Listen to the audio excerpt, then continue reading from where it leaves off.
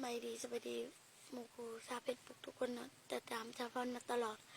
ให้ฟังเพลงชาวพรได้เลยบ่ต้องขอโทษน้องบ่โกรธเคืองเจ้าดอกอายถึงแม้หากเจ้าเพียงใดก็คงบ่ได้ใจน้องหูดี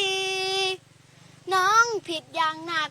สิไปลงหักกับคนเมียมีลูกเมียอายสุขแสนดีแต่น้องนี่ตียังทำลงได้ขอเพียงข้างหน้าน้องนี่นาบอกกล้าขอโทษปากบอกเมียอายอย่าโกรธว่าขอโทษนำเพิ่นหลายๆสิ่งที่ผ่านมา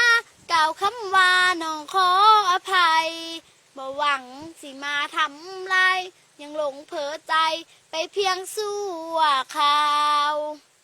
ส่วนน้องยังสาวยังสวยแล้วก็ยังโสดเจ็บปวดปานใดก็อดบ่ต้องขอโทษบ่ต้องงวมเหงาอย่าเก็บไปคิดเรื่องอดีตผ่านมาสองเฮาตั้งใจอยู่กับเมียเจ้าส่วนสองเฮาเลิกแล้วต่อกัน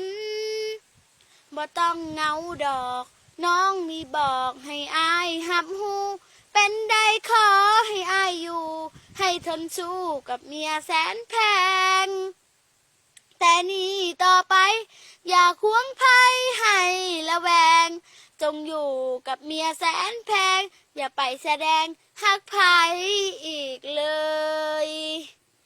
นี่ก็คือเพลงสะพานห้องให้ฟังเนาะมีเพลงเดียวเพราะว่าสะพานห้องบ่จบสะพานกับห้องได้ทำนี้ก่อนเนาะสะพานห้องบ่จบเด้สะพานกับมาได้ทำนี้ก็ค่ะสวัสดี